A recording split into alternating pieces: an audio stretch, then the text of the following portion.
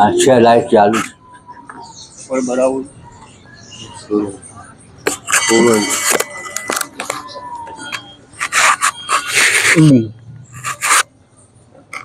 बस बस बस बस हाँ देखा है आएगी।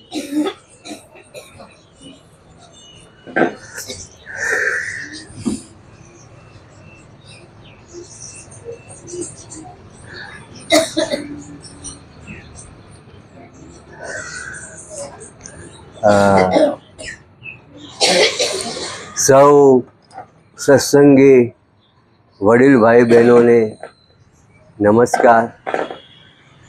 દરરોજ આપણે પરમાત્માની વાતો સાંભળવા માટે ગીતા જ્ઞાન યજ્ઞની અંદર દરરોજ આપણે આવીએ છીએ। એનાથી આપણા જીવનની અંદર આપણને ખબર ન પડતા નિયમિતતાનો ગુણ આવે છે। આપણને ખબર પડતી નથી પણ ઓટોમેટિક નિયમિતતાનો ગુણ આવે છે। પણ નિયમિતતાનો ગુણ કયો આવે છે? સ્વાર્થ માટે તો માણસ નિયમિત હોય, પણ અહીંયા કશું લેવાનું નથી, કશું આપવાનું નથી, કશું મૂકવાનું નથી। એ નિસ્વાર્થ ભાવે આપણે સૌ વડીલ ભાઈઓ બહેનો અહીંયા મળીએ છીએ ને, એ સૌથી મોટી પોતે વાત છે। અને આપણે બંધન સ્વીકાર્યું છે। માણસ પોતે બંધન સ્વીકારે ને તો એના જીવનનો વિકાસ થાય। બંધન તો હોવું જ જોઈએ। આ વૃક્ષ છે, એ વૃક્ષ જમીનનું બંધન સ્વીકારે છે, તેથી આપણને ફળ ફૂલ છાંયડો આપે છે, કેટલી બધી લાકડું આપે છે, કેટલી બધી વસ્તુઓ આપણને આપે છે। કેમ આપે છે? એ પોતે જમીનનું બંધન સ્વીકારે છે। જે વિદ્યાર્થી હોય છે એ નિયમિત રીતે નિશાળે જાય છે, સ્કૂલનું બંધન સ્વીકારે છે, તેથી એને વિદ્યા પ્રાપ્ત થાય છે।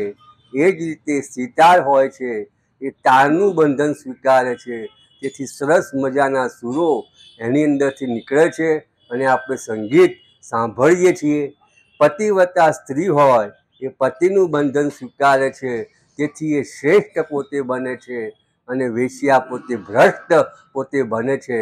ટૂંકમાં કહેવાનું તાત્પર્ય શું છે કે બંધન માણસના જીવનમાં હોવું જોઈએ, તો જ એનો વિકાસ થાય છે।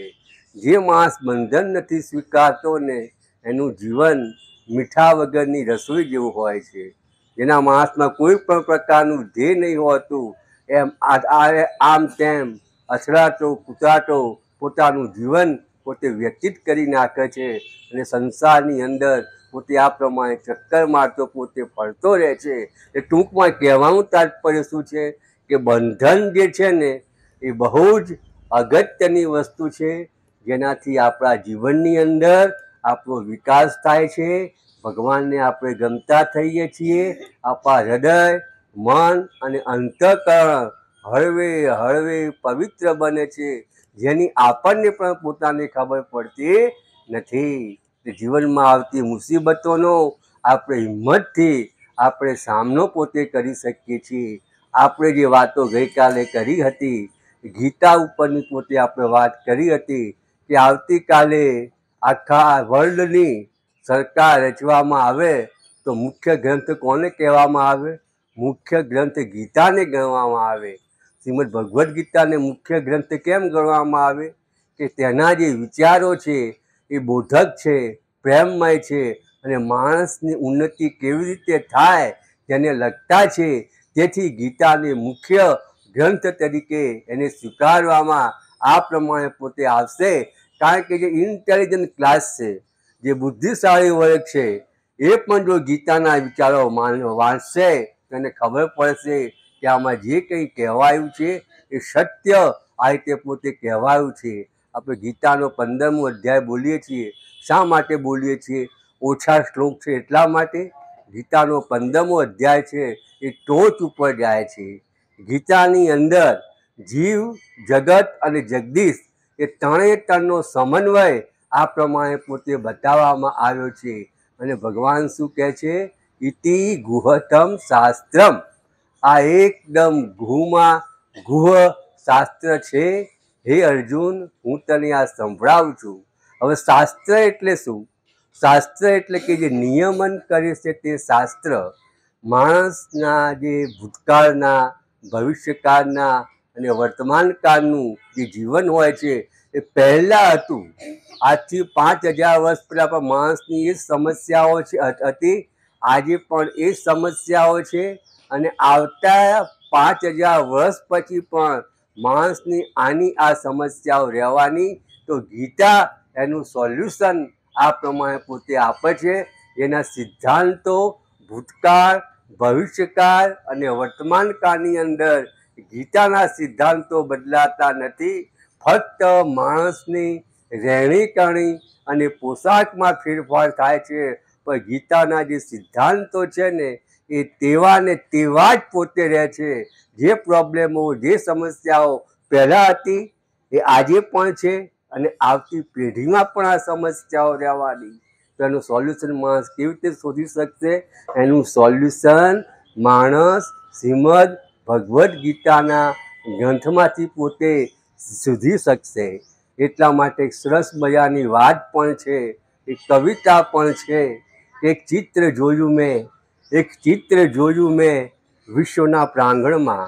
એક ચિત્ર જોયું મેં વિશ્વના પ્રાંગણમાં, જ્યાં યાતનાઓનું તાંડવ નૃત્ય ચાલુ છે. દુઃખ, કલેશ, અવિશ્વાસના અજ્ઞાનરૂપી અંધકારમાં જ્યાં નીચોવાઈ જતા માનવીનું કતલખાનું ચાલુ છે.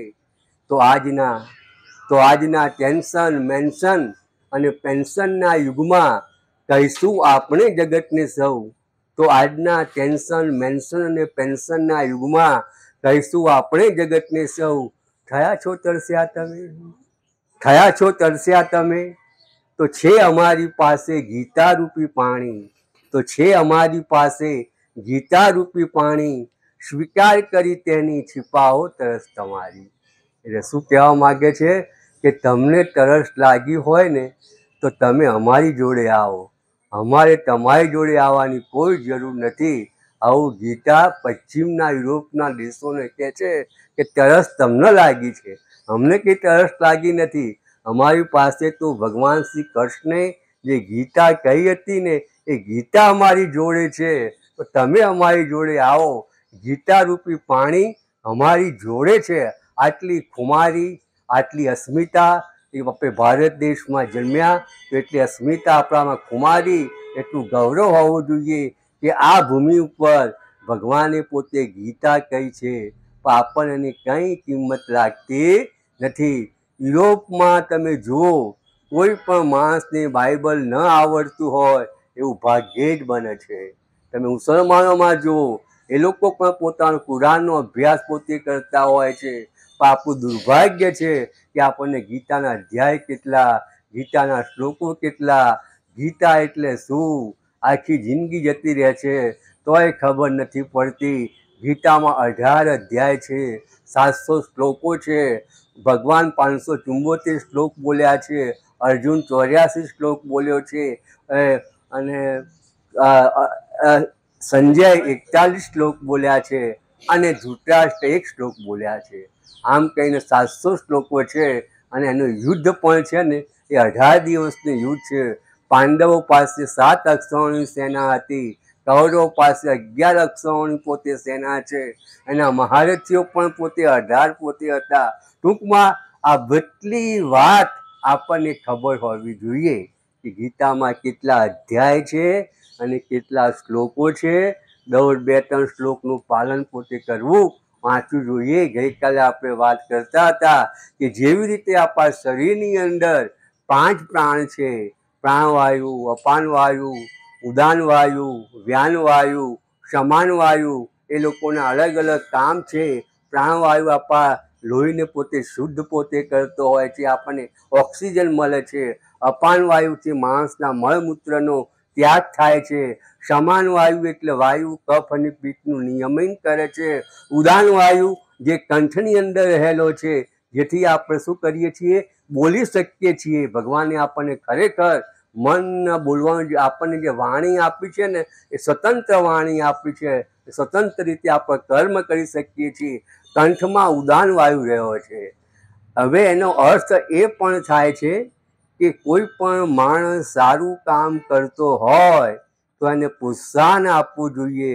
એને ઉત્સાહ આપવો જોઈએ. તમે વિષ્ણુ સહસ્ત્ર નામના પાઠ નહીં કરો તો ચાલશે, પણ જે માણસ સારું કામ કરતો હોય એને તમે ઉત્સાહ આપો, પ્રેરણા આપો, તો વિષ્ણુ સહસ્ત્ર નામનો પાઠ કર્યા બરાબર છે એવું આપણા શાસ્ત્રમાં કહેવામાં આવ્યું છે. એટલે કોઈ માણસ સારું કામ કરતો હોય કે સારી વાત કરતો હોય તો એને આપણે પ્રોત્સાહન આપવું જોઈએ.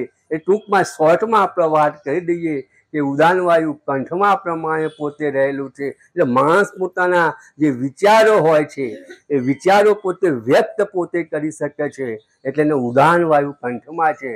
પછી આવે છે સમાન વાયુ, વ્યાન વાયુ. વ્યાન વાયુનું કામ શું છે?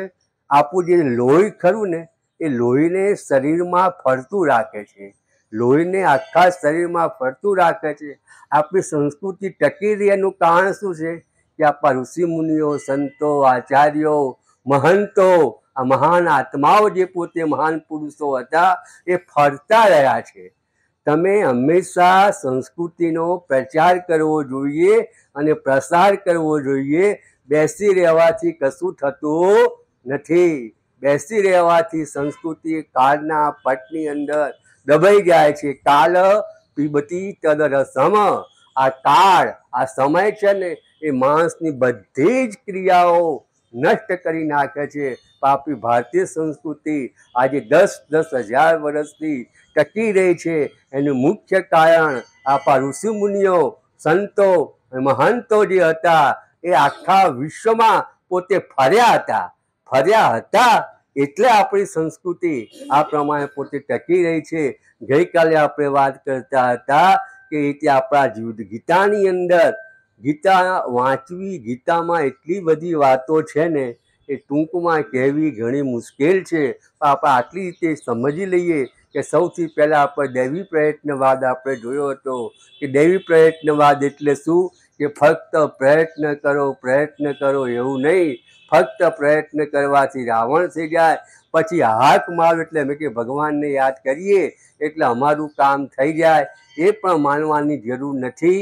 ગીતા સ્પષ્ટ ભાષામાં આપણને સમજાવે છે કે તું પ્રયત્ન કર અને હાથ માર. બહુ સરસ વાત સમજાવે છે. તું પ્રયત્ન પણ કર અને હાથ પણ માર. એટલે તું પ્રયત્ન કર અને મને યાદ પણ કર ને તો તારું કામ હું પોતે કરી શકીશ. એટલે આ બંનેનું જે રાસાયણિક મિશ્રણ તૈયાર થાય છે ને એનો દૈવી પ્રયત્નવાદ કહેવામાં આવે છે. એટલું આપણે ટૂંકાણમાં આપણે પોતે સમજી જઈએ, કારણ કે પ્રયત્ન વગર કશું જગતમાં પોતે મળતું નથી. ગીતા પ્રયત્નને બહુ મહત્વ આપે છે. ગઈકાલે આપણે વાત કરી હતી કે માણસ પ્રયત્ન કરે એટલે શું કરે? એને સિદ્ધિ મળે. શું મળે? સિદ્ધિ મળે. એટલે પછી ભગવાનનો એક નિયમ છે કે જે માણસ કર્મ કરે એને મારે ફળ આપવું પડે. હવે માણસ પાસે સિદ્ધિ આવે એટલે શું થાય? એને થોડો ઘણો અહંકાર પણ આવે. આ એકદમ નેચરલ ક્રિયા પોતે છે કે મારી પાસે પૈસા છે, મારી પાસે વિદ્યા છે, મારી પાસે બંગલો છે, મારી આંખો સરસ છે, મારું નાક સરસ છે, હું અપ ટુ ડેટ છું, હું ગોરો છું. આવું બધું માણસ પાસે હોય તો એને લાગે, અને લાગવું પણ જોઈએ. એની ના નથી. ગીતા માનસ શાસ્ત્ર એની ફિલોસોફી છોડીને વાત કરતી નથી. આ બધું માણસ પાસે હોય એટલે એને સારું લાગે જ, એમાં કોઈ નવીન વાત નથી. પણ ગીતા આપણને કહે છે તમે જ્યાં સુધી જીવશો ને ત્યાં સુધી અહંકાર તો રહેવાનો અને રહેવાનો જ. તો અહંકાર નાશ કેવી રીતે થાય? કે ભગવાન મારી પાસે જે કંઈ બુદ્ધિ છે, જે કંઈ વિદ્યા છે, જે કંઈ પૈસો છે, જે કંઈ શક્તિ છે એ બધી તારા લીધે છે, તારે કારણે છે. માણસ જો આવો વિચાર પોતે કરે ને તો એની અંદર લઘુતા ગ્રંથિનું નિર્માણ થતું નથી. હું બાપડો બિચારો નથી, પણ મમે વાંસો જીવલોકે જીવભૂત સનાતન. હું ભગવાનનો અંશ છું. કોઈ ઓફિસરની પત્ની હોય કેટલી ઠાઠમાઠથી ચાલતી હોય છે, હું કે ઓર્ડિનરી માણસની પત્ની નથી, ઓફિસરની પત્ની છું. એ પ્રમાણે આપણે પણ માનવું જોઈએ કે મારો બાપ અલૌકિક છે, આખું જગત જેને પોતે બનાવ્યું છે એ મારો બાપ હોય તો હું પોતે કેવી રીતે બાપડો બિચારો પોતે રહી શકું. ભગવાને